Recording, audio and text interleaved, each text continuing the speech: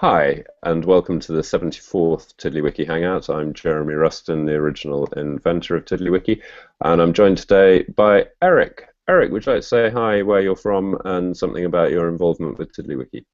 Hi, my name's Eric Schulman. I'm the author of Tiddly Tools and the keeper of the TiddlyWiki Classic codebase.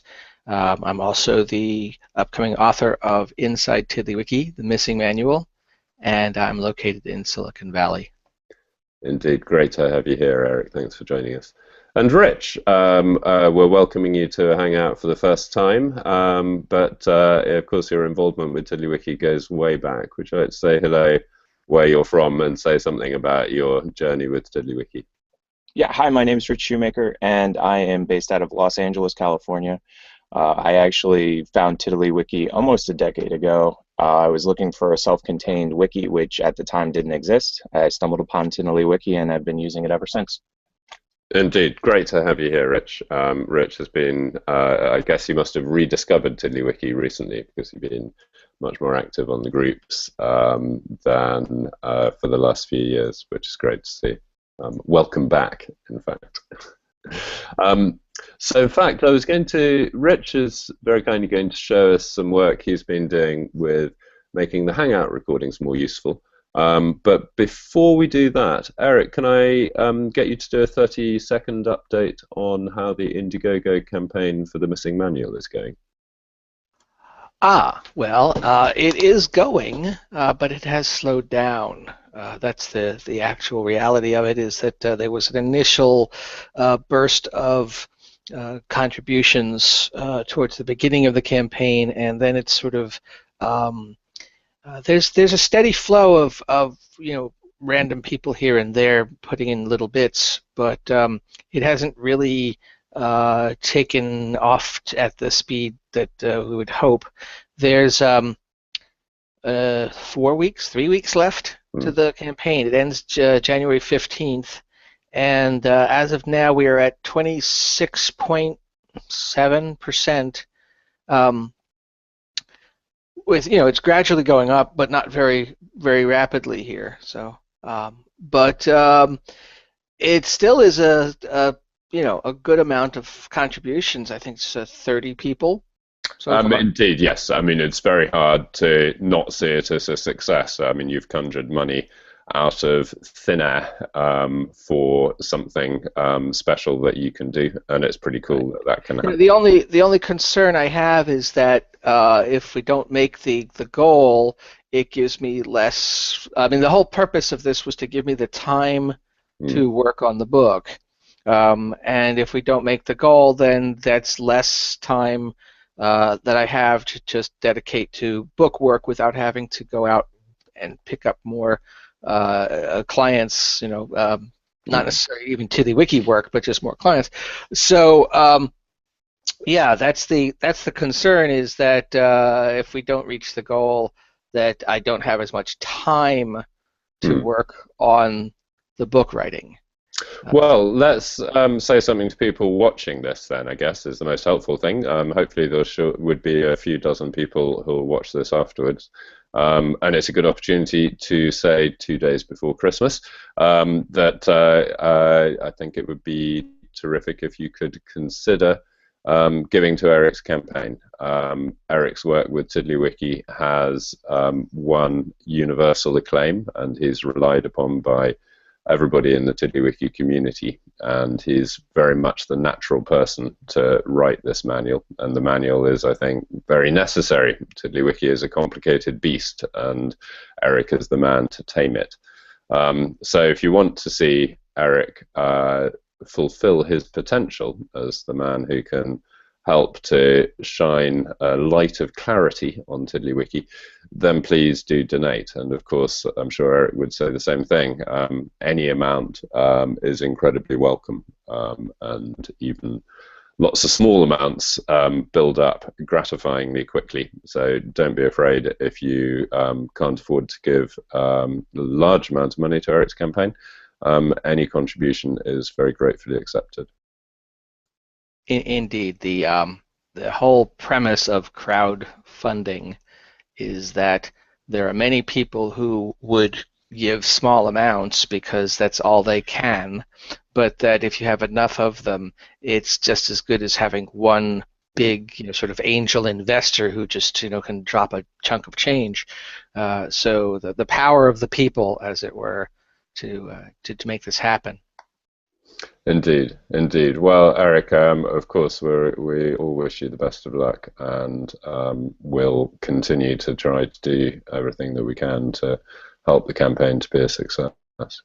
Well, thank you. I just want to say, though, as far as today's session, I'm feeling a bit unwell, so I'm just going to be sitting here lurking and listening. I might chime in, but don't expect that. No, we understand. Well, of course, we'll try and say things that are so fascinating that you won't be able to resist jumping in. So, next I was going to ask Rich, would you like to show off your Hangout stuff? And of course, it'd be very helpful if you can first sort of explain what the problem is that you're trying to solve and how it's going to make life better for everybody. Absolutely. I was going to say, first, thanks, Jeremy, and for making TiddlyWiki. I know that sounds kind of silly, but I actually needed it a long time ago. And funny enough, it's not until recently that a lot of the features that I needed became available. That's why I was kind of gone for as long as I was. Yeah. And I wanted to say thanks to Tobias as well. He's been a huge help. Yes, I must say, well, Tobias, actually, like you, has been in the community for a long time, 7 or 8 years, I think. Was quite active about 18 months ago in TiddlyWiki 5, and has suddenly, over the last couple of months, popped up again with incredible energy, putting together his guide material for TiddlyWiki 5, which is an awesome contribution. I'm very happy that we often talk about it, so thank you, Tobias, if you're watching. But yes, Rich, sorry, over to you. No worries. I was going to say, and so I'm screen sharing right now. Hopefully you guys can see it. Brilliant, yes. Yeah, so this is, oddly enough, if I had known Tobias was working on something, I probably wouldn't have done anything. So ignorance is bliss, as they would say. But I was watching a TiddlyWiki Hangout, and what I noticed was that in my head, I was creating a TiddlyWiki. I was seeing the links that you were doing. I was seeing the screen sharing. One of the examples is, and sometimes people have a hard time, or at least I did have a hard time seeing what the actual link is. I actually linked to my own website because I have my own, I have a server that I pay for. So it didn't make a lot of sense for me to start a Tiddly space or something like that. And that's why it actually has my personal moniker on it as opposed to being in a Tiddly space. But if you're new to TiddlyWiki, TiddlySpot and TiddlySpace seem to be the places to go. But I don't have a lot of experience with them, although I do have a few things at different places. So one of the things that I wanted people to see right off the bat was a special note. As I was watching the different TiddlyWikis, I noticed that I was honing in on things that actually had already been fixed or changed or updated. So I wanted to make sure that people knew that what you're watching is archival material, so some of the things that come up could be old.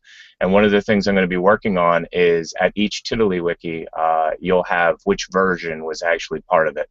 So in TiddlyWiki 73, it was actually 5.1.5. Now today it'll actually be 5.1.7, et cetera, et cetera. And I don't know if you have a chart like that that I might be able to swipe from you, Jeremy, but that would be extremely helpful if you do.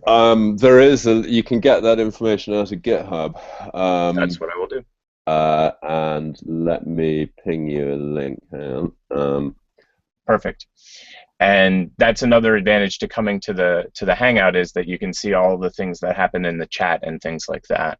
So the two other things that I noticed while I was doing this was that I needed a way to promote TiddlyWiki from inside TiddlyWiki.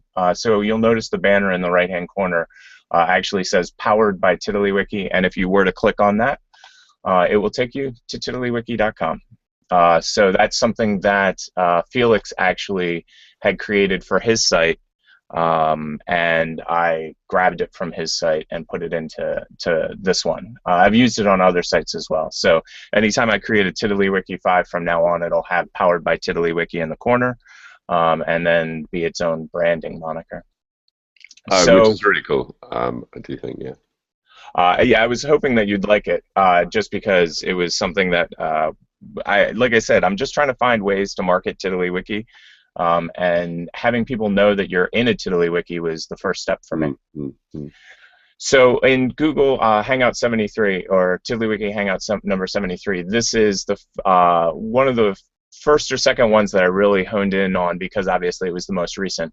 And what I tried to do is give as much information as possible, but make it as easy to navigate as possible. Now, in the future, I'm probably going to be doing some code modifications, but believe it or not, this is an empty TiddlyWiki. I've added very little add-ons and very few things. So it's very straightforward as far as TiddlyWiki has a lot of power right out of the gate.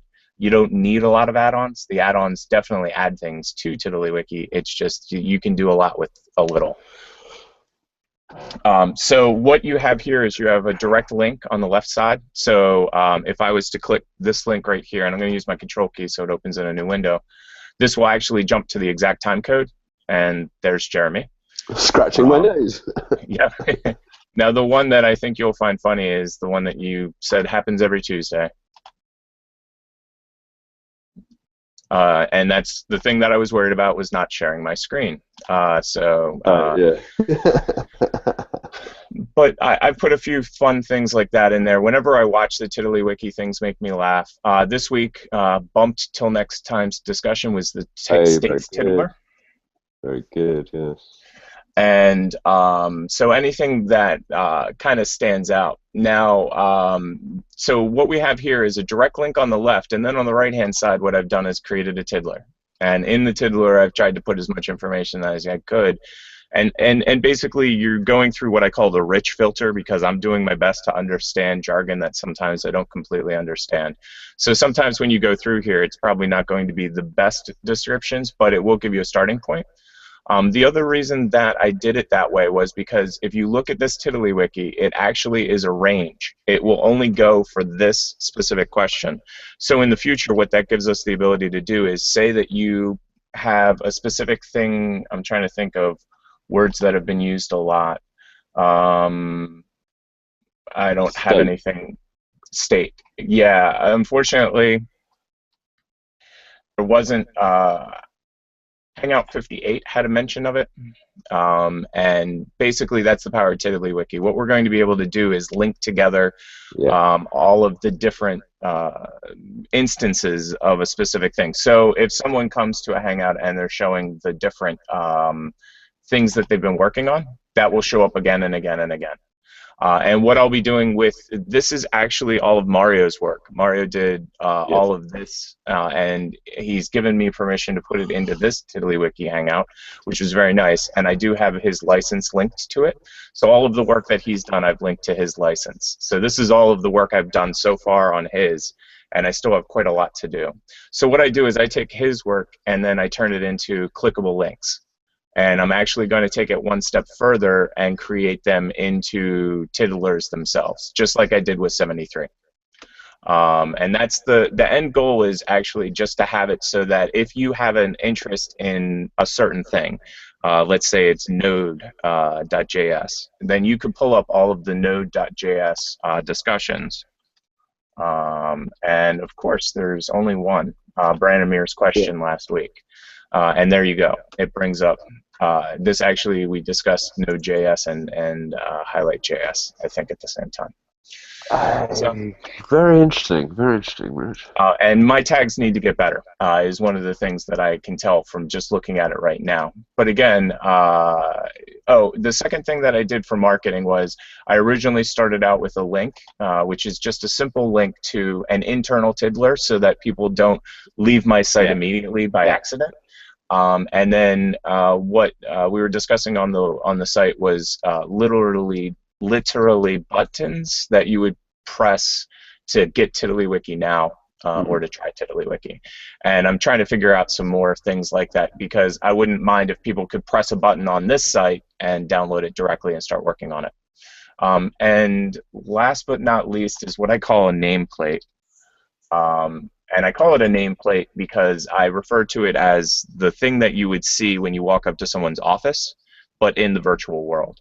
And what's funny about it is when I came to to my own site and I was looking for my own name, I figured out I couldn't find it. So I created my own nameplate. Proof I is in the see what you pudding, as mean. they say. Yes. So this is like site title and site subtitle, which in a way, those are special tiddlers that are used to indicate metadata about a wiki.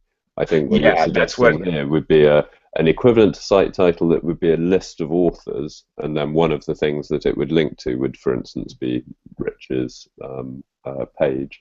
And I Yeah. like the idea of using vCard. I saw that fly past. And what I actually wanted to create a TiddlyWiki card, a TW card, because you have more abilities to do things in TiddlyWiki than you do in other things. And there's also certain things you don't want to put in this. Like I didn't want to put my phone number as an example. Yes, yes. Unless I could figure out a way to encrypt the phone number where I could tell somebody, here's the decryption key. And the same with email. You have to be very careful about putting your email on the internet. I was very early on the internet, and I still get spam from 2 decades ago. Yes. So and so this is the concept, and like I said, it was only out of a need that it came up. I was actually looking for your information, for Tobias's information, because the Hangout itself, like if you go to Tobias's information, because he's in here probably about 1 million times, because he was a lot of the things. This is all I have for him, and he actually was the easiest of everyone to find. So, and that was the concept, was that at your own website, you use the special tiddler, which I call the nameplate, and then I can grab it and put it into my TiddlyWiki so that I know this is exactly how you want your information. Because if you're to go to Tobias's site, and I hope he's okay with it, his information about himself is amazing. The only problem is that he does fancy TiddlyWiki code.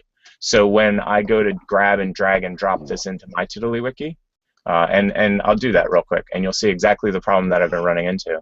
I grab and I drop, and then I import. You'll see that his stuff has all gone away. So all of his information. Have some dependent macros. So what happens if you edit that tiddler? What's in it? It's got all of his dependent macros. Yeah. It's got all of the information that I would need to copy and paste to my website, and that's why I said we need what I would say. I want to use the word agnostic, something that doesn't, something that everybody would use the same way. And I think a variant of vCard, I mean, as in vCard with some custom TiddlyWiki fields, would be a really cool way to go. Because if we did it right, then you would also be able to drag your nameplate onto other sites. Right, and it would be cool to have a link back as well. That's the other thing that I've been talking about, is because I grab things from everybody, and I don't really feel that it's fair that they don't that they don't know where it came from originally, meaning the people that come to my site, and then more specifically, in 6 months, I won't remember where I got it from, and so it's not only for them, it's also for me. So, and okay, that's my 2 minutes of TiddlyWiki Hangouts. And like I said, if I had known Tobias had created something with Mario, I probably wouldn't have even started. But as I said, I only created this TiddlyWiki because in my head, as I was listening and watching the Hangouts, I could see how the information pings. So one of the things that I try to do is, if you guys have a discussion about the group, about a specific spot, I put that specific spot into the link. Yeah. So this is, and it goes throughout. Of course, I don't have any good examples now that I'm looking for an example. But I think you get the idea of what direction that's going as far as TiddlyWiki. So Rich, the thing that really jumps out that's so interesting about what you've done is you are trying to make the Hangout, I think. I mean, I know that's not the goal as you expressed it, but it's a way of characterizing what you're doing. And the first step that you're performing in order to do that is to cut the big 2-hour Hangouts down into smaller chunks that can be indexed and reassembled. That process matches very closely how I think people make effective use of TiddlyWiki. To bring in big chunks of text and cut it up into small chunks so that you can string them together. And I think what you're doing here is a workflow that I would really, really like to automate and accelerate as much as we can.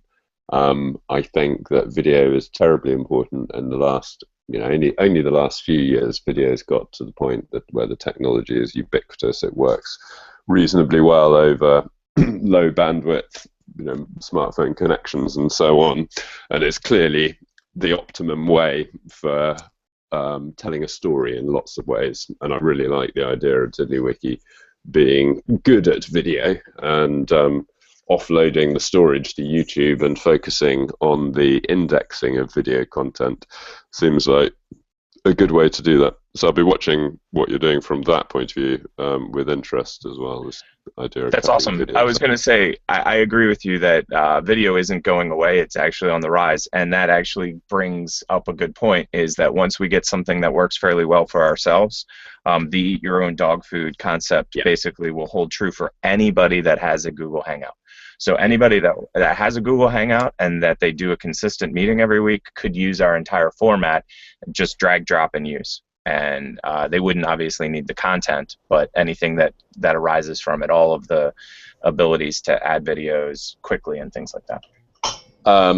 Yes. I mean, interestingly, I guess it's not even just Hangouts. It would be a film student who was annotating somebody else's work, for instance, might like this kind of thing.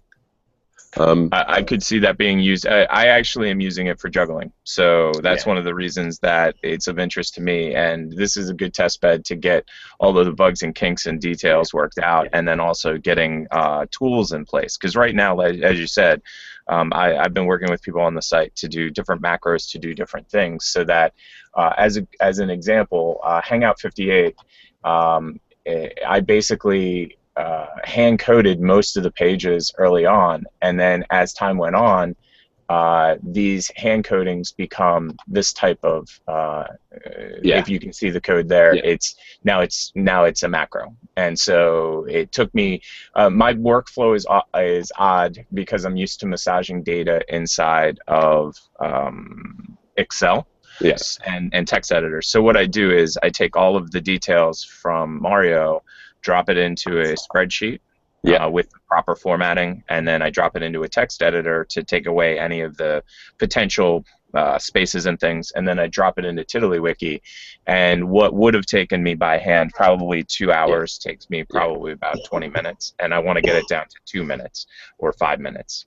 Yeah, no, that's and I in turn would like to have better CSV import-export, because I quite agree. I think there's some bulk editing tasks that Excel is peculiarly, or numbers on the Mac is exceedingly good for. Yeah, very interesting. The other thing I was going to pick up on was there's a. You talked about attribution. You talked about how you copy content from other people's TiddlyWikis, and you were worried. I mean, not that you were worried, but an observation. No, I do worry about licensing and things like that. And there's no attribution connection. Yeah. So there's a couple of. I think I'm getting really interested again in federation, because TiddlyWiki 5 has now got to the point where it can start to support some interesting federation scenarios. And I'm interested because there's an appetite for better forms of collaboration within the TiddlyWiki community, better than Google Hangouts particularly. And when we talk about improved collaboration infrastructure, the one thing I don't want to have to do is to be running a collaboration service, because you're worrying about spam and all that stuff is actually a bit of a nuisance. So one of the approaches that seems quite feasible is that the TiddlyWiki, that we use a collaboration system that consists of two things really. Anybody who wants to participate has a TiddlyWiki, which might be on TiddlySpot or on richschumacher.com. Then central to TiddlyWiki, there is a list of the URLs of the TiddlyWikis of everybody in the community. Using your nameplate idea, there would be a way to reach into those wikis to find out, this one's by Toby, this one's by Rich, etc. And then for people to link their tiddlers with other people's tiddlers through tags. So if there was a way to refer to a tiddler, sorry, the idea then is that we'd TiddlyWiki.com would import the tiddlers from all of those TiddlyWikis and aggregate them together into a kind of shared view. So you'd visit TiddlyWiki.com and you'd see intermingled discussions. But individuals within the group, if they wanted to, rather than relying on TiddlyWiki.com to do the aggregation, they could do the aggregation themselves. So they could, in fact, have a different list of wikis that they're interested in. And I think we can do some quite interesting things with that very simple approach. People, by marking up a tiddler in a special way, you could submit a modified version of a documentation tiddler on TiddlyWiki.com, for instance. We can do threaded discussions with special tags that link tiddlers together. It then gives us a couple of things to explore with attribution. So there's one form of attribution is where when I import a tiddler that along with the tiddler I also import the original URL from which it was published. The trouble with that is that it then requires that that metadata accompany, be associated with the imported tiddler. If you make that metadata be part of the imported tiddler, then really annoyingly, of course, you've changed it, and what you've got is no longer a copy of the imported tiddler. So there's another approach which I'm quite interested in, which is a central registry of hashes, say MD5 hashes. I can't remember what hashes we're supposed to be using. I know we're not supposed to be using SHA-1 anymore. But say an MD5 hash of each tiddler content, and to maintain those in a central database. So in other words, it's kind of a fingerprinting approach where you would, for instance, therefore be able to be looking at a tiddler on Rich's site and click a button saying, where did this come from, which would take a hash of the content of that tiddler and then look it up in the central database. So there's a couple of things going on there. One is this idea for a federated collaboration system, which is mostly static, so it's mostly people publishing static HTML files on TiddlySpot or something similar. The central infrastructure runs largely in batch mode, so from time to time one would run a script to extract all of these comments and aggregate them together and publish them to TiddlyWiki.com. But what would be published on TiddlyWiki.com would still be a static HTML file, that can't crash and can't be hacked. So yeah, those are things that are floating around for me at the moment.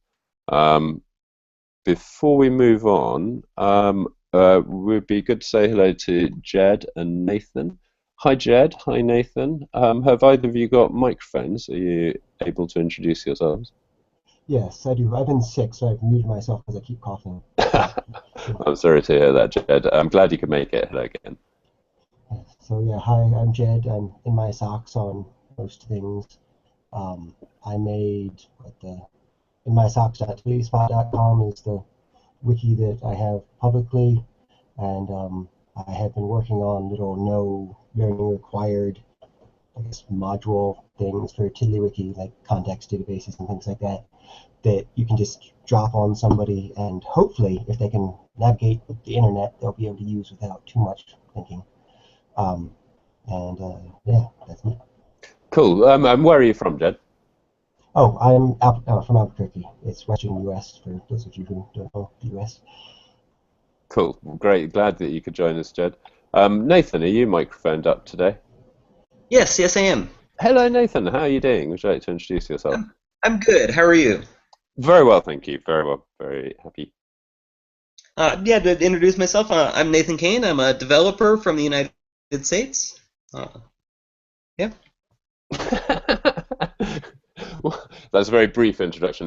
Nathan is one of the people who's been contributing to the TiddlyWiki core, TiddlyWiki 5 core, for quite a long time, and regularly chooses himself complicated areas to work on, which is great, and has helped me make a lot of progress over the last year. actually realized I had some patches that I had pushed to GitHub and a pull request, and they were not quite correct, and I had fixed them and never pushed the fixed pull request. So I just noticed that this past weekend and kind of went, ah, crap. So I'll get that sorted out. That would be great. Thank you very much, Nathan. Jed, I don't know if I don't think you've shown in my socks before on the Hangout. Would you be in a position to do that in a little while? Yeah, sure. If you want, I can. Great. I think I showed some of your stuff on one of the previous Hangouts. But I'll give you a few moments to get ready whilst I move on to the next thing I was going to talk about, which is TiddlyDesktop. So in the middle of November, I announced this idea of a new feature moratorium so that I could focus on documentation. What's actually happened brilliantly is that other people have been focusing on documentation, Jed being one of them, and we've had an unprecedented amount of work and energy put into documentation these last few weeks. Meanwhile, the other thing that I was supposed to be doing during the moratorium was to get around to fixing two things, TiddlyFox and TiddlyDesktop. They were both in roughly the same situation, which is that they've not been updated for a long time, like 9 months or something. And both in the case of TiddlyDesktop and TiddlyFox, there has been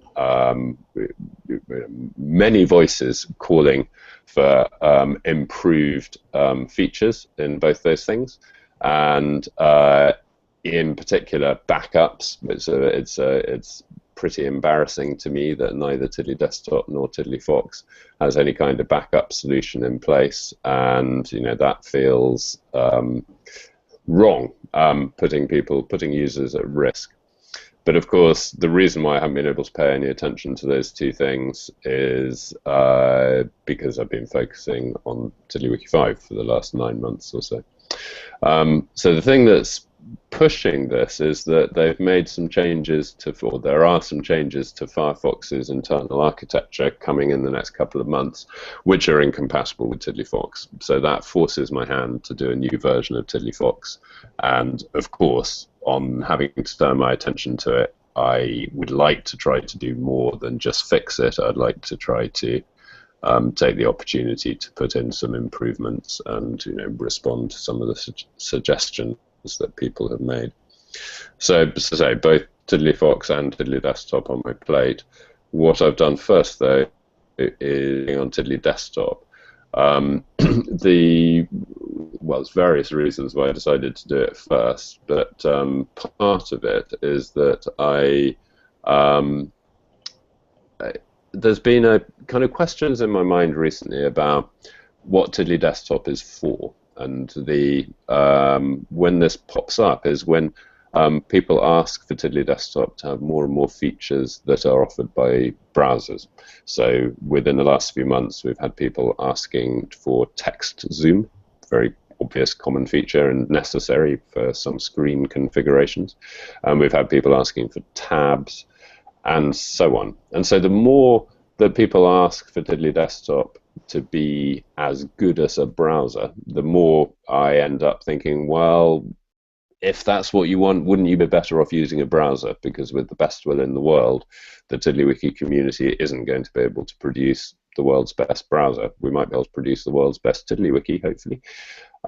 So that's a kind of an uncertain tension in my mind that it leaves me, or the concerns over the last few months have been whether it's sensible to do both things, whether we need both TiddlyFox and TiddlyDesktop, because they both make demands on my time. And as I say, particularly if you see TiddlyDesktop turning more and more into a desktop browser, then TiddlyFox seems like a reasonable alternative in many situations. So in order to resolve all of these uncertainties, I thought the best thing to do was some exploration. And there's an idea that I'd had about the way that TiddlyDesktop works that had been sort of gnawing away at the back of my mind. And that was so TiddlyDesktop, its main display is a list of the wikis that it knows about, and then with a single click you can open them in their own window and work on them. And in writing TiddlyDesktop, the code is concerned with two things, really. It's managing that list and making sure that if the user adds another wiki to TiddlyDesktop, that a new entry appears in the list at the right place, and allowing people to remove entries from the list and so on. And then secondly, there's a bunch of functionality concerned with hosting a TiddlyWiki document in an iframe, as it happens, a special kind of iframe, and allowing it to save changes. And so of those two bits of functionality that make up TiddlyDesktop, the first bit, I wrote in just standalone JavaScript, but as I was writing it, the thing that was very frustrating was the realization that what I was doing there was something that TiddlyWiki itself is very good at, is designed to do. So, you know, if you've got a list of tiddlers, or if you've got a sequence of tiddlers in the Tiddler store, it's very easy to render a list of them, and for that list to be templated with all those sort of buttons and everything that you see in TiddlyDesktop. But at the time that I first wrote TiddlyDesktop, none of that was in reach. So I wrote a sort of hard-coded JavaScript application that opens TiddlyWiki documents. So the opportunity that was gnawing away at the back of my mind was for TiddlyDesktop itself to be based on TiddlyWiki. So what I mean by that is the machinery of TiddlyDesktop that manages the list of wikis, for instance, the list of wiki files that are registered, that be a TiddlyWiki, and that we display the list using wiki text.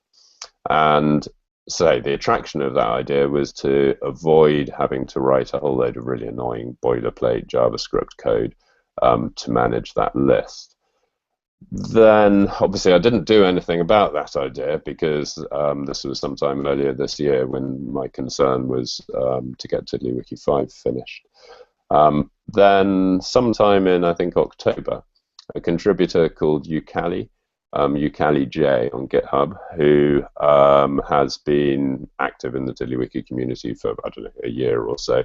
He contributed a patch to TiddlyDesktop that did pretty much exactly what I just described. So it swapped out what had been an internal JavaScript mechanism for managing the list of wikis with a TiddlyWiki instance that managed the list of wikis and rendered it. So I started this round of work on TiddlyDesktop by merging Ukali's pull request, and then since then I've made a large number of modifications to it. So now I'd like to just show you very quickly how it is used, and then I'll just talk a little about, I will show you why this new architecture is advantageous, and just give you a couple of little bit of information about how it's actually implemented. So TiddlyDesktop for me sits there. If I say open, the Mac will say, "Are you sure, Jeremy?" And I say yes. Oh, that's quite a fun visual effect I just saw there. Let me switch to a different window. So here's the TiddlyDesktop main window, and if you've used TiddlyDesktop before, you'll see it's not really changed. So I can open one of these wikis. So for instance, there's a copy of TiddlyWiki Dev. When I open it, I get a new window up that contains TiddlyWiki Dev. And if I make a change, now you can see that saved wiki means that it automatically saved the change. I can close TiddlyWiki Dev and open it again, and now when I look in recent changes, I will see Hello Hangout. So what I've just shown you there is the functionality that TiddlyDesktop has had since essentially the first release, this ability to add new wikis to the list, to open a wiki, to make modifications to it, and to save changes. The thing that shows what's different is if I do that, you can see there's two windows to the application. as well as the main window, there's a configuration window. I have it set up at the moment so that the configuration window opens automatically at startup, but the plan is that it would be hidden by default, and you would do something in the toolbar here to make it appear, or maybe select a menu item. And what you can see in here, if I go to the all tiddlers list, here are all of the entries in that list. So there's the URL of the file, and if we look at the fields, you can see the page title. So that's the title that the wiki gave itself when it was loaded up. The tag wiki list, so say this is an entry from the wiki list, and the tiddler title. And so, for instance, if I edit this guy and remove the wiki list tag, then you'll see over in the left-hand side that item disappearing. So I'll remove the tag, click done, and that you saw that automatically change. And similarly, if I put the wikilist tag back on, you can see it appearing back in the list. And in fact, if I open the Tiddler wiki list window, you can see that that is that window over there. If I edit it, you can see it's two transclusions. It's transcluding the toolbar and then the wiki list. If we look at the toolbar, it's just got that browse for wiki file. If we look at the wiki list, it's just got the list of wikis in it. So what TiddlyDesktop has become is a version of TiddlyWiki with a main window that works just as you're used to, but with the ability to open individual tiddlers as separate windows. So I'll show you the code, but this window is basically created by saying open a window on this wiki list, on the wiki list window tiddler, and put it in a separate window. So this is something we've never been able to do in the browser. It's not possible for a single JavaScript application within a page to open multiple windows that are accessible from the same blob of JavaScript. I mean, there are complicated ways around it, but you can't do anything as simple as this. So what that means is we'll use the same technique to, for instance, add a preferences. So there'll be, what I was planning was there'd be a new tab in ControlPanel, TiddlyDesktop, which itself would have further sub-tabs, and that tiddler that is shown in the control panel when you click on the TiddlyDesktop tab would itself be displayable in a separate window as the preferences. Sorry, I'm going there because that's where preferences lives on a Mac. Would invoke that additional window. Okay, so to show you a couple more things, there's you'll notice there's thumbnails. Those are created as tiddlers with an embedded image, and it's updated whenever you open or close the wiki. And you can see that the relationship between them is the title. So basically, the image is the title of the tiddler that corresponding to the wiki list entry with IMG-OF space preceding it. So that's all. Jeremy, I was going to show you in the UI. Does that make sense? Sorry. It does. Jeremy, I was going to say something about what you were just talking about not having multiple windows open. I actually, Jed was talking about the other day, or in one of the previous Hangouts, how he had lost a lot of data inside TiddlyWiki, and I actually did that recently because what I did was I started 3 instances of the same TiddlyWiki, and so I changed content in the first TiddlyWiki and went to the second, changed content in the second and went to the third, and changed content in the third, and each successive page overwrote the last. So the first work I did got overwritten by the second got overwritten by the third, and I almost took a hammer to my head because I was not very happy about it. No, it's a nightmare. And of course, the issue is that a web page cannot tell that it has been opened in another browser tab. Now, in fact, you've made me realize that that is something that TiddlyFox could do. TiddlyFox could detect the fact that the user has opened the same wiki in multiple windows. and warn them about it, or maybe even synchronize the windows so that the updates in one ripple through to the other windows. So it's an excellent point, but it's again, it's very germane actually, because we're getting back to browser limitations, and doing this work on TiddlyDesktop has made it clear to me that TiddlyDesktop's potential, its opportunity, is that it's not subject to the limitations of ordinary browsers. So, if you were using TiddlyDesktop, it would be impossible for what happened to you to happen, because if I attempt to reopen a wiki, it'll just switch to the same existing window again.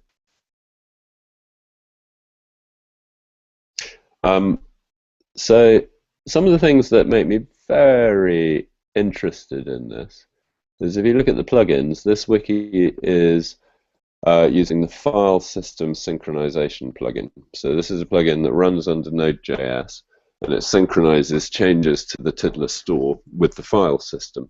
And it's normally one of two plugins we use in the client-server configuration.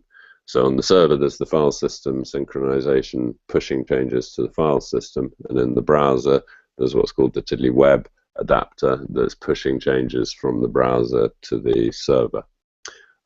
What we're doing here is running in a really peculiar, in a new hybrid mode, where bits of TiddlyWiki now think that it's running in the browser because it has a window and it has a document and all of that stuff. And other bits of TiddlyWiki think it's running under Node.js. So in particular, this file system synchronization plugin means that if I switch to the terminal, you can see, oh, no, because I ran it this way. Sorry, let me bring up DevTools, which is F12 again.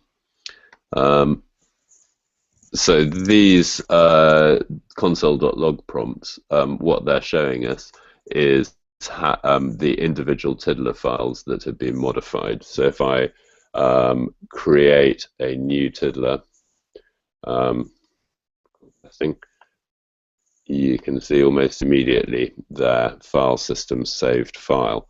And if I copy that folder and then open it in Finder, you can see the testing.tid file. So the way that the wiki is organized is that this is within what on the Mac is called the application support folder. So this is a directory that is unique to the TiddlyWiki application, this one. Most of that stuff is actually put there by Node WebKit itself, and I don't know what it is. But this user config TiddlyWiki folder is an ordinary wiki folder. You can see, as I showed you, it's got the tiddlers in it. If I open the tiddlywiki.info file, you can see that it also uses the include wikis directive to point to another wiki folder. And that other wiki folder is called base config TiddlyWiki. So what's going on here is that the tiddlers like wikilist that make up part of the TiddlyDesktop application, they're not here inside the user configuration wiki. Instead, you'll find them in this base configuration TiddlyWiki folder. So I don't know if you can see that here, but there in my editor, so there's a tiddlywiki.info file saying I'm the base configuration wiki, and then there are the tiddler files for things like the wikilist toolbar, and the wikilist window. So that mechanism means that if we come to do an upgrade to TiddlyDesktop, then obviously this data will be preserved, so your list of tiddlers would be preserved. But all of these tiddlers, because they're part of the TiddlyDesktop application, would be updated to the new version. So it means that they kind of act like shadow tiddlers. So now, let me just, we saw here how this is just an ordinary TiddlyWiki. But there are a couple of facilities that we had to add in order to enable it to do the TiddlyDesktop-esque things. And now let's just have a quick look at those. So these are there's two modules that are part of the base configuration wiki. The easiest to understand in a way is a widget called wikiframe, and what it does is creates an iframe pointing at a particular URL with these two magical attributes. So Node WebKit provides these attributes.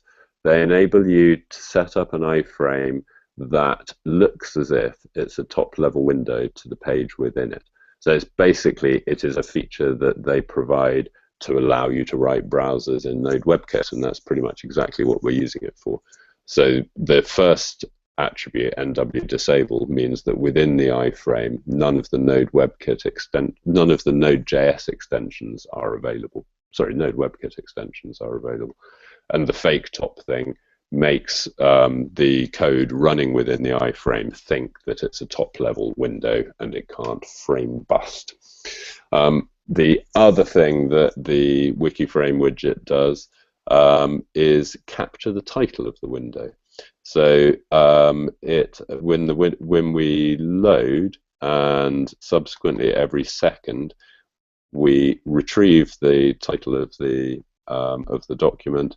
We check to see whether it's different than the current title, and if it is, we store it, and we store it in the tiddler that is identified, in fact the text reference that is identified by the page title attribute.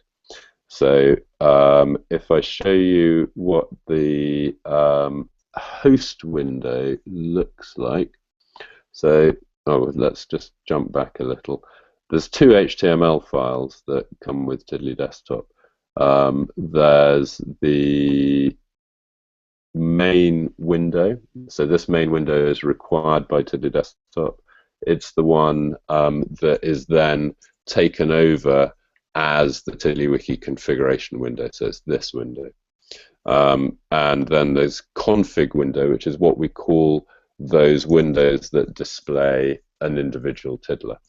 And so a particular type of config window is a host window, which is a window that's displaying a TiddlyWiki. And so you can see here that we've got the wikiframe widget. We tell it the URL, and we tell it to save the page title to the page title field of the current tiddler. So that's one thing that's added, relatively small, 90-line widget to allow iframe embeds. The other aspect is, I almost jumped over these two things. Enable saving, which is a function within TiddlyDesktop that does the necessary things to the content of the iframe to let it save changes. Then we've got a startup module which provides two event handlers message handlers for the message TiddlyDesktop Open Wiki URL. So that's what gets invoked if we click on one of these buttons to open a wiki. So we've got the URL because obviously it's the title of that tiddler, and when we click open, it just sends that message.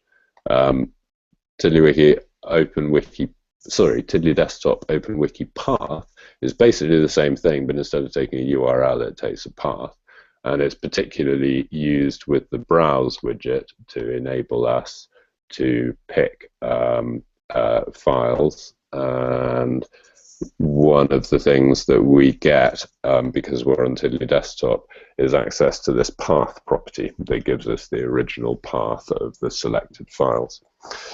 So, sorry, that may have all been a bit of a deep dive there, but I've got what I've ended up doing is showing you how TiddlyDesktop is structured internally. But I should probably explain why it's worth doing all of this. So, as I noted right at the beginning, the functionality that we've got today, the 23rd of December, is essentially the same as the version of TiddlyDesktop that was released in March or whenever it was at the beginning of this year. But the reason for making these changes is that we're going to add toolbars that are configurable in just the same way as TiddlyWiki's own toolbars.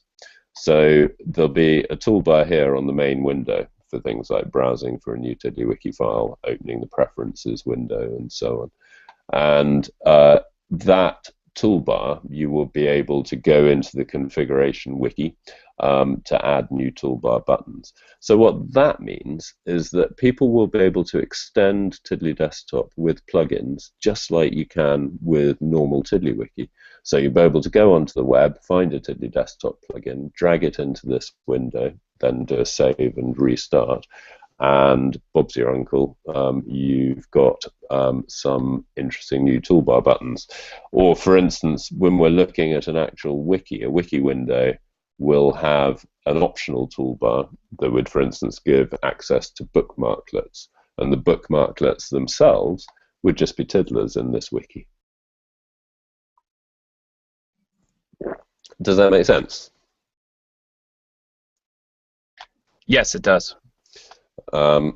So I'm hopefully drawing to the end of this first phase of the development. I'm going to make a release. Well, I was going to say over the next few days, but obviously there's Christmas complicating the next few days.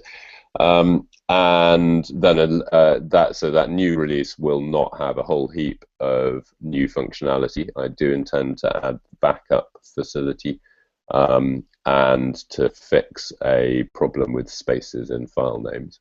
But it'll be a subsequent release that'll add things like bookmarklet support, font resizing, and so on. Okay, so the other thing, oh, hang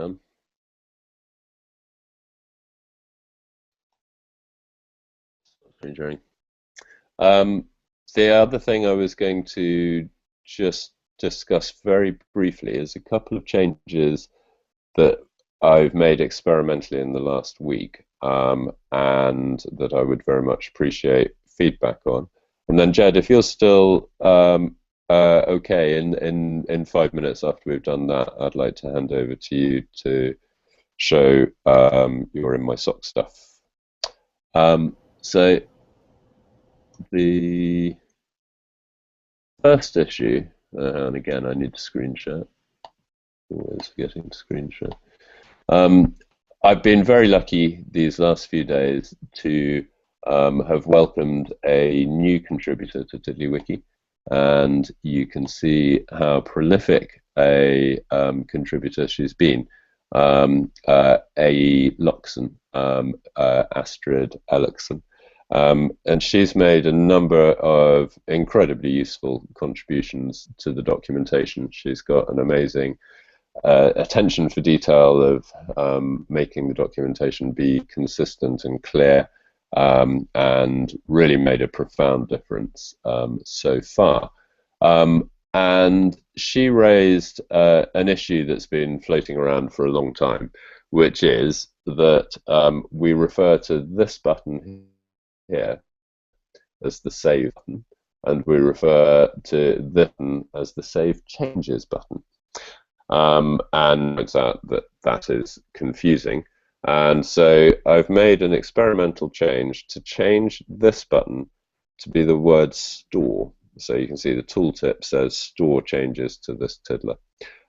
Astrid's observation that was quite nice was that using the word store echoes something of TiddlyWiki's internal structure, because internally it has a wiki store, and indeed when you click the tick, the tiddler that you intended gets placed in the store.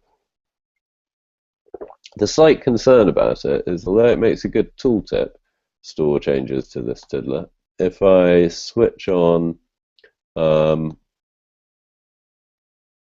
text in the toolbars, I'm not so sure that store as a word really works. I've never seen the word store used to mean save before. I can imagine explaining it to somebody so that it makes sense to them, but it doesn't feel like the commonplace word for this operation. The only thing I can think of, Jeremy, is the word file. You could use something like update, maybe. Update. Update. Well, I suppose the issue there is what we'd get on a new Tiddler. I guess that's true.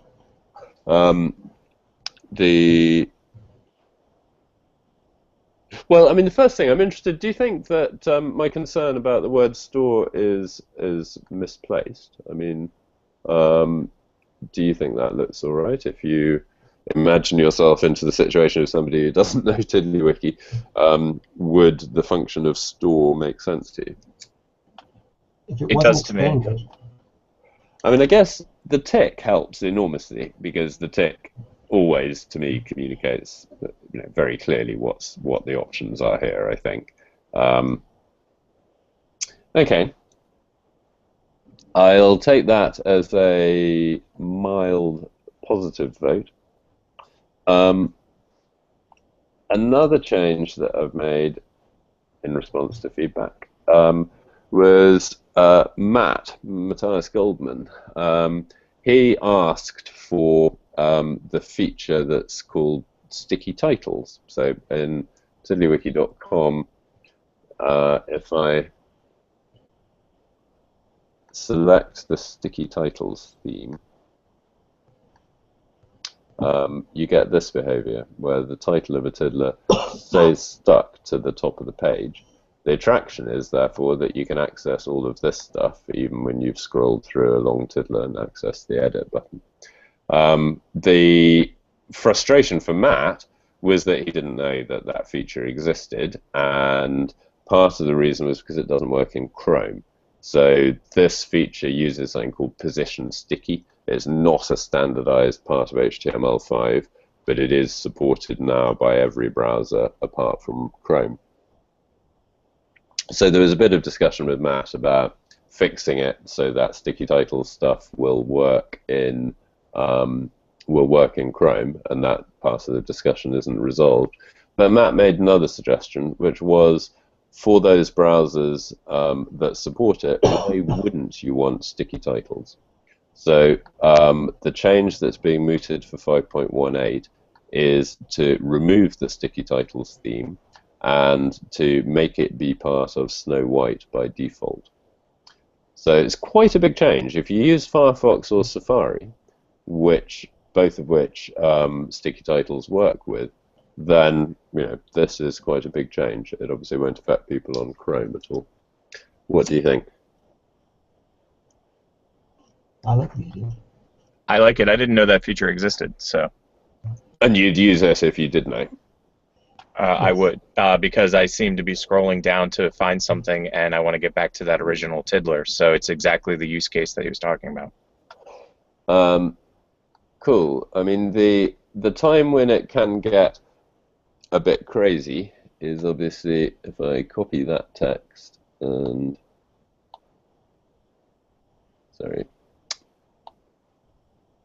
make that be the title of the tiddler. So now, obviously, you've and without any content, it doesn't do anything interesting. But. Right. So now we've got half the screen blocked, and that does seem to me to look a bit clumsy. But then I also think long tiddler titles are clumsy anyway, in several parts of the system. I think that's a usage issue that the users could easily overcome. I think that the feature outweighs the detriment, I guess is the way to say it. And in fact, even when I go full screen, even that ridiculous title isn't too stupid. Okay, excellent. Well, I shall take that as a vote of confidence. The final issue is this, and again, it was recommended by Matt, and it's to add icons. So this is a standard ability. TiddlyWiki.com ships with the done tiddler has a tick on it, and this is done by giving it a icon field with the title of a tiddler containing the icon. So all we've done is added an icon field to the control panel tiddler that points to the correct icon. For consistency, I've done the same with Tag Manager and with Advanced Search. So all three of these are magic tiddlers, built-in tiddlers that you access via clicking a toolbar button. And so the idea was echoing the toolbar button in the title bar makes a stronger association so that you know you're looking at the control panel.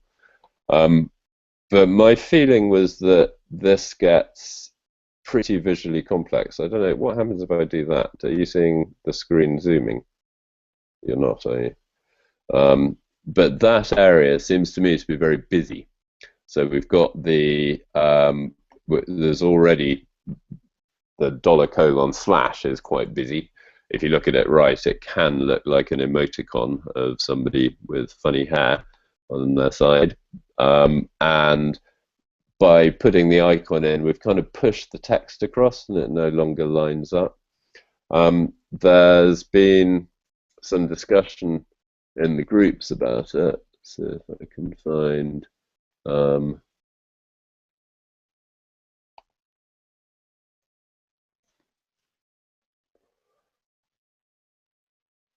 right, here's the discussion. So here's well, in fact, what I've just shown you, what I've implemented. And Matt has done a great job with some mock-ups. So his first observation was putting the icon in a box makes it perhaps fit in with the text a bit better. But we've also, a suggestion of Toby's, lost the $:/ I have a problem with losing the $:/ because it means that you can't distinguish a tiddler called ControlPanel from one called $:/ControlPanel, which seems problematic. And TiddlyWiki, I think, shouldn't be hiding information in that way.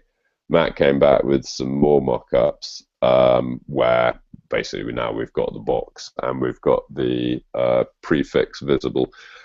And I'm really not convinced. I think that, again, this looks really too visually complex for me. What do you think? I like the idea of leaving the actual location still in there, because I've found that I'll do a search for advanced search as an example, and it won't pop up because it's not actually, that's not the name of the actual file. So keeping it makes sense. As far as visually unappealing, it's not bothering my eye too much. Like, I think that it works. The additional details and having it be in a consistent place, I think, overrides again the minor. The image look itself isn't that bad. Well, I think then based on that, what I might do is pick up Matt's suggestion here of making the icons grayer and experiment with putting a box around them as well. Excellent. Well, guys, thank you for your assistance with those points. Jed, was this now a good moment to hand over to you? Sure, why not? I can't remember whether this is, you haven't shown stuff on a Hangout yourself before, have you? I do not believe so, no. It would also be very interesting just to learn something of the background of what problem you were trying to solve with TiddlyWiki, and get an idea for the kinds of things that you're using TiddlyWiki for yourself. Right, well, I tend to be very disorganized, and I am currently working on my dissertation for a PhD in electrical engineering, and that's something where being disorganized is a very bad thing. So I've been using TiddlyWiki actually to keep track of all of my notes, and the one that I use personally, which I probably shouldn't show here because it has all of my research stuff and some things that I'm actually being paid to do, it's turning into like a mini version of Wikipedia, sort of, but specific to my field and with examples and things of that nature. And that's what this started as. And then my little brother, who is currently working on his degree, I think in biochemistry, and he was having some of the same problems I was having, so I started setting him up with this, and then my little sister and my fiance. And since I knew a lot more about what was going on than they did, I started putting together this reference for them, and then I put it up online because that's easier, and now other people can see it. So that's what I was doing with it, and the structure is set up for, well, I'll give you a quick thing. This is the one I actually use, and the structure set up so I have like the contents, and there's math, and there's algebra, and there's stuff in algebra, and things like that. And then each one of these would have some brief overview of what the actual topic is, and the new topic would make, it's the new here button, but I made that before the new here button was a thing, so I can probably remove that now. But that is what I was using this for, and it is helping a lot with me just keeping things organized.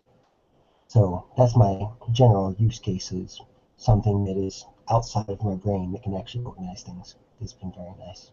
Perfect. Which is, I mean, I think I was just going to say, I think that's the classic usage of TiddlyWiki. I'm sure you've heard me saying before, I really like the Steve Jobs image of a computer as a bicycle for the mind. Something that's kind of simple in a way, small number of mechanisms fitting together that makes you more powerful. So it's about sort of human human augmentation, makes it sound like a cyborg operation. But yes, very nice to see that. I admire your level of organization, particularly looking at that table of contents. Right.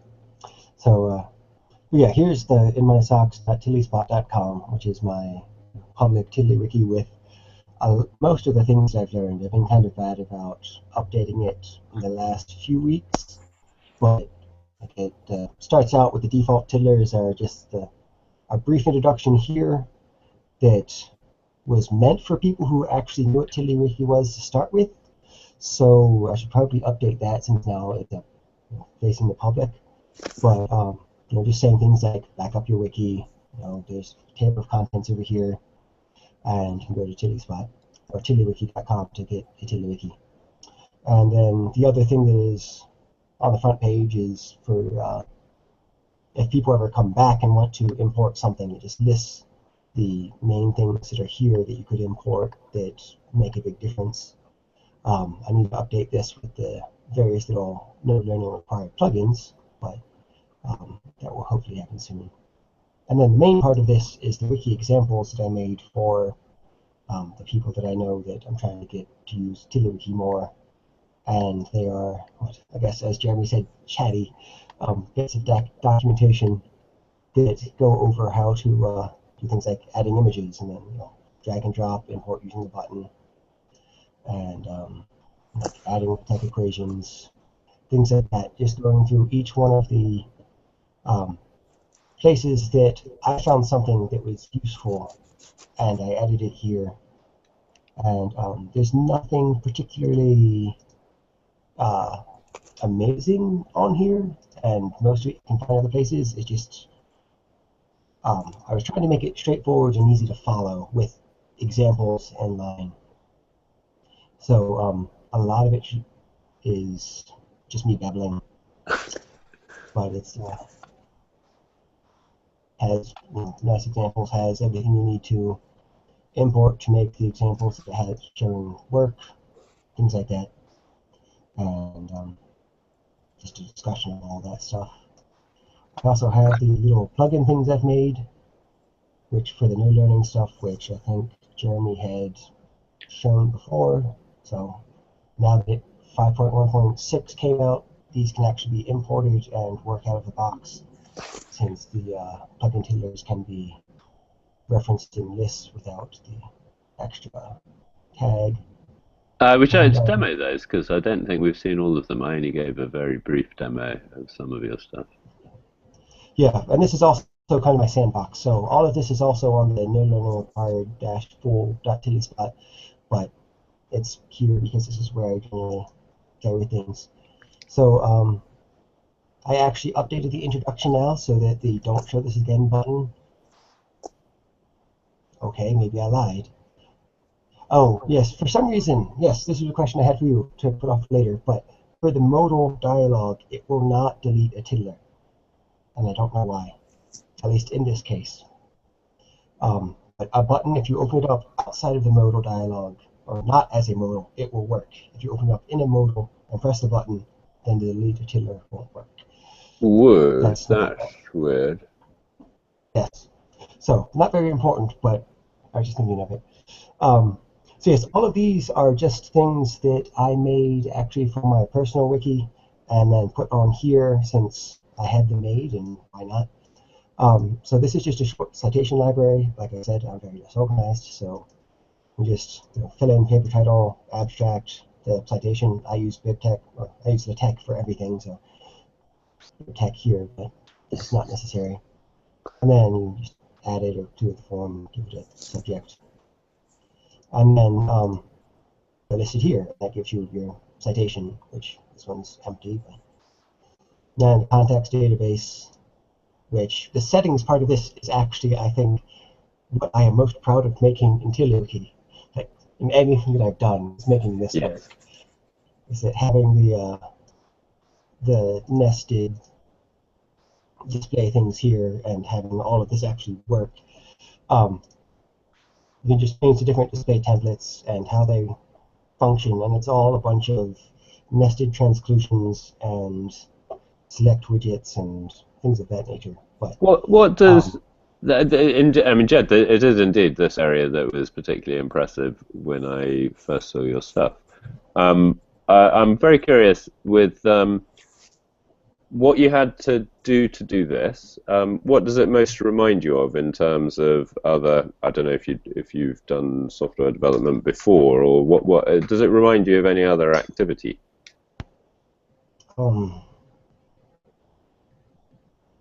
Nothing that comes to mind. It's because it seems naturally to you. You've the parts that TiddlyWiki presented you with, it presents to everybody, but you put them together very quickly to really push the edges of this kind of form-based stuff, which I hadn't seen anybody else do to quite the same level. And I'm just curious what gave you that facility. Are you a coder? Or have a little bit. I have, I mean, I'm, 29 now, and I've had older siblings that have been using computers since I was 3, so I've been exposed to it for my entire life. I haven't done much other than a little bit of playing around with C and Java. I started that when I was like 8 or something, so I've been doing little tiny bits for a long time, just not anything in depth. Other than that, not bad. You see, that really interests me, because there's TiddlyWiki is complicated in some respects. I mean, I'm the one that always argues that it's very simple in the sense that it's a small number of primitives that are endlessly reused to do all the different jobs that it has to do. And a conclusion that I think lots of us make is to think that the complexity of TiddlyWiki is developer-y. In other, that to understand the complexity of TiddlyWiki, you need to be a developer, and I think maybe you're showing an example of somebody who's been able to understand and exploit the tools that are provided, but without actually being a developer in the conventional sense, and that really makes me happy, because I think a lot of the user interface design that is practiced today is designed to make things that aren't very demanding of the user. TiddlyWiki is unashamedly demanding in that it expects you to understand a certain amount of stuff to get the best out of it. And the question, big question for us is, can we make TiddlyWiki more popular? And a limitation to making it popular is its complexity. But the nature of that complexity, whether it's whether it's as simple as you have to be a developer to use TiddlyWiki, or whether it's more subtle that you need to be able to think symbolically in certain ways in order to comfortably use TiddlyWiki, that seems to me to be a lot better. You know, the more, and in fact, I think I've said this in Hangouts quite a few times, that one of my goals now with TiddlyWiki, that wasn't a goal originally, but because of things that I saw happening very quickly became a goal, is to enable people to do things on computers that would normally be the domain of a software developer. So, you know, the barriers to most people making stuff on the web are profound because of not being a developer. And so that's why you get, you know, we live in a world where people's web presence is what they filled in a form on Facebook kind of thing. And the barrier to creating a custom website is pretty colossal. But if TiddlyWiki, but my hope is that TiddlyWiki can be successful at a much broader base of people who would like to make stuff, who would like to construct their own tools for themselves and others, but lowering the barriers so that they're not necessarily imbued with the ways of thinking that, you know, a developer takes for granted. So TiddlyWiki has concept of transclusion, which obviously you've embraced, and it's quite a simple concept compared to, you know, the concepts that you get in programming languages. Nathan, I wanted to interject that I took a hand-coded site that I built, and I did it in TiddlyWiki, and I think I'm almost done with it, and I'm only 2 hours in. And the hand-coded site took me several days to code. So TiddlyWiki gives you advantages because the architecture and the framework's there, that once you get over what I call that, what you were talking about, you do have to learn a certain amount of coding. But once you get over that barrier, like, the abilities that you have are much greater than if you were just to say, learn some HTML and some CSS. The same amount of time I think that you would take to learn HTML and CSS, if you learn the basics of TiddlyWiki, it's the difference between 1 + 1 + 1 or 2 + 2 + 2 versus 2 × 2 × 2. And fascinatingly, I think so one of the things that you were saying there was that even for somebody who can mangle HTML and JavaScript, once you know TiddlyWiki, it can still be a quicker solution than hand-rolling things out of JavaScript and HTML. And in fact, is that right, Rich?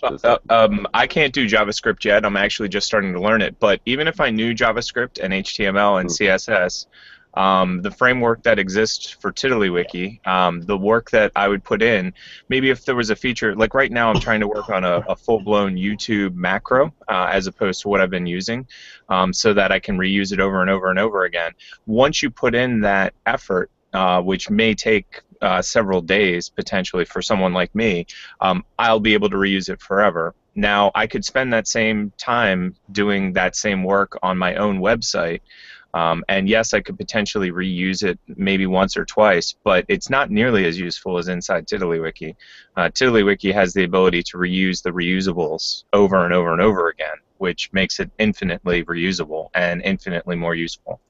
See, because funnily enough, I think you're mirroring some of the things that I was saying about TiddlyDesktop, weirdly. So TiddlyDesktop was in this situation of being a custom hand-rolled JavaScript HTML application.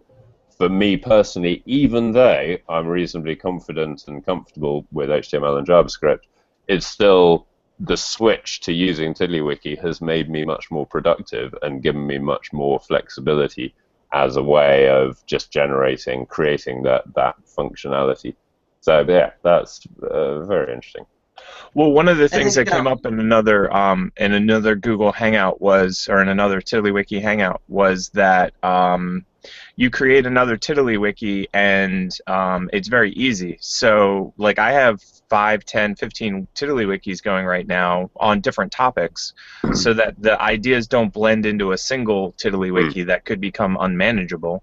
And then also, one of the things that was discussed was the ability to do it very quickly. So if I have an idea, so I'll be working on my main TiddlyWiki because I'm actually working on a book, and that's what brought me back to TiddlyWiki is I have 4 different reference materials. I have decades worth of material. So I'm bringing it all together in TiddlyWiki. But then if I have an idea, instead of me having to jot it down in that TiddlyWiki and then later move it, I just jump to the other TiddlyWiki, jot down the idea real quick, and then I jump back to my main TiddlyWiki. Now, if for some reason I couldn't get to that other TiddlyWiki, I could easily jot it down in the one that I'm working on, and then later drag and drop it into another TiddlyWiki. So the options are there to do a wide variety of things. So you could keep a main list of like a main TiddlyWiki, and then at the end of the day, you could take the details and you could drag them to your what I call sub TiddlyWikis, because that's how I use my TiddlyWikis right now.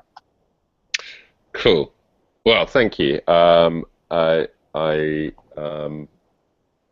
really like what we've just been discussing. One thing that I kind of like to point out is, you know, what is most amazing to me is not just that, you know, non-developers can take TiddlyWiki and build componentry and reuse componentry and work with, you know, modularity of systems without knowing, you know, about software engineering. But those non-developers can take their componentry and modules and make them available to other non-developers who can then build on them. You know, the stuff that Jed's done here is, you know, very general, and someone else who is not really a software engineer can take those pieces and build larger software systems and recomponentize and remodularize those pieces and in turn hand them off to other non-software engineering folks. So you get something like a software engineering workflow between people who are not software engineers. Yeah, no, I completely agree. It's the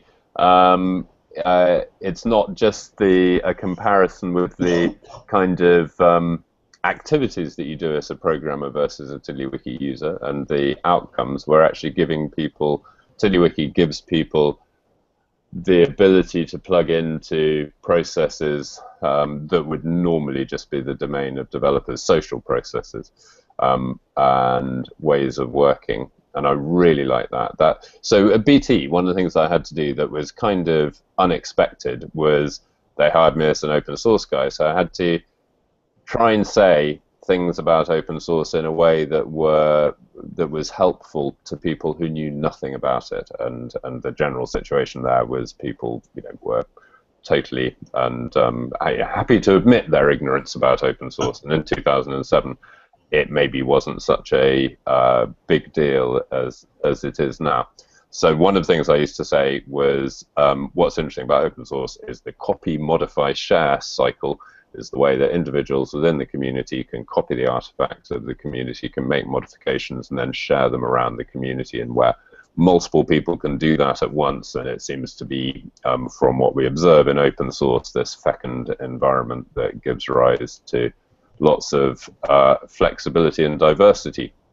And I think what, just echoing back what you were saying, Nathan, we software developers take that copy, modify, share cycle absolutely for granted.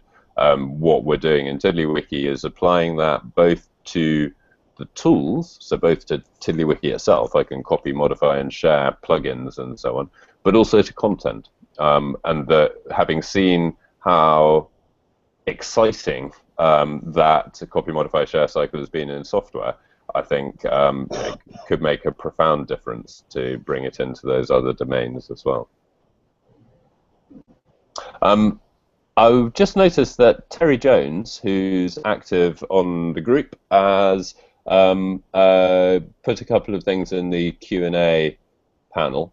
So the first thing, sadly I missed it when Terry said this, is that he thinks that store is not intuitive. So thank you, Terry. That's helpful for me because I was worried that my concern about it was, was off the mark. But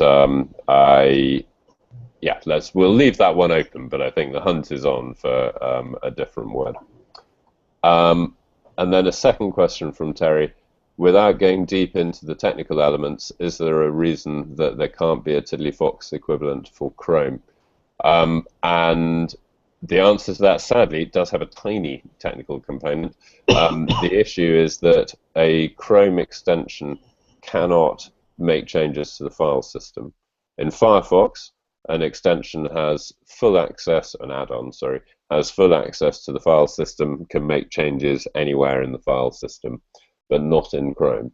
So the Chrome fundamentally disallows being able to load a wiki into Chrome and save the changes back to the same location. The one thing we could do in Chrome, and I'm not keen because I don't think it's a wonderful experience, is to use their sandboxed file system.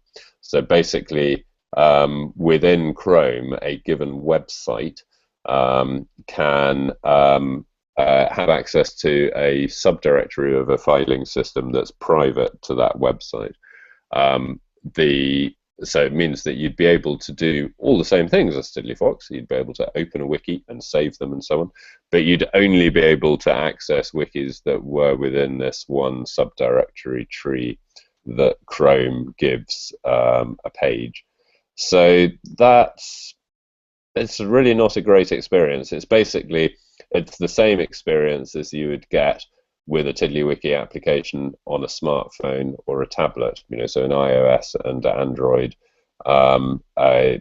these apps are given sandboxed, well, iOS actually, are given sandboxed access to the file system. So you need to go into your TiddlyWiki app for it to open the files that are within the TiddlyWiki folder.